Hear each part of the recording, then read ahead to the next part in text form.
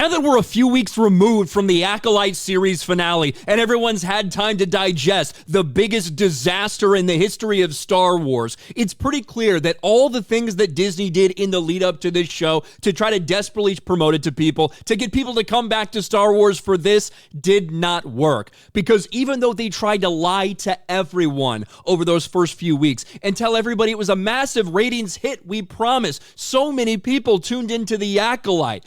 As soon as they were forced to reveal the actual real numbers, people very quickly realized, oh, Disney's been lying to us. This is actually a total and complete catastrophic flop. And certainly, after the first 2 weeks, when it vanished from the Nielsen streaming charts altogether, something that's unprecedented with these Star Wars Disney Plus series, it was very obvious that this was the least viewed show in the history of Disney Star Wars. But that didn't stop Leslie Headland from going out there and campaigning. If you remember, even in the middle, she started talking about renewals. She started doing a bunch of interviews desperately to get people's attention for this show. She wanted fans. She even called on fans specifically to go out there, please, make your voices heard. Tell them you want to renew the Acolyte.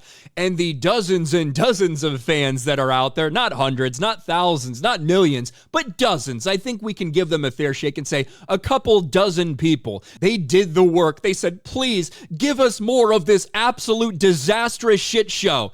Well, now we know the reason why Leslie Headland and others at Lucasfilm knew internally that this thing was a disaster, because after weeks and weeks and weeks of not appearing on the Nielsen charts, it finally made one last appearance in the finale. And again, this should be the big number, the one everybody comes back to watch, the finale of the season, and in all likelihood, this series.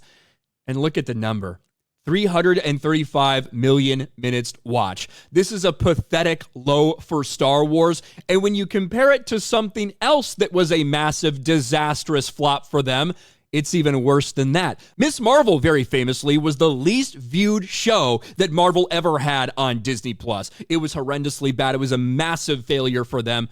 Well, look at that. In its season finale, it actually had more watch time than The Acolyte did. That's with fewer episodes and also debuting on a Wednesday instead of on a Tuesday.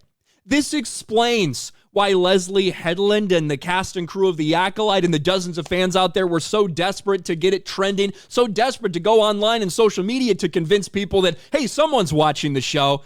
Because the reality is, as we stated from the very fucking beginning, this was a ratings failure. Even though Disney tried to mislead people with those initial numbers they put out, when they were forced to reveal the truth in comparison to other shows, it's the biggest Disney Star Wars failure we've ever seen on streaming. And that's saying a lot, considering some of the bullshit that we've seen from them. I don't know if season 2 is going to be in the cards for them after these pathetic failures have been revealed, but who knows? This is Lucasfilm. I put it at 50-50. 50-50 whether they decide to actually renew this piece of shit or not. They shouldn't do it financially. There's no way that's a good decision. But this is not a company or a segment of a company at Disney that makes decisions solely based on financial reasons. If they think it's the right agenda, they might just fucking do it again. What do you guys think about this? Let me know in the comments section below. Smash a like button, subscribe to the channel, ring the bell for notifications, share this video out there, and I'll talk to you later.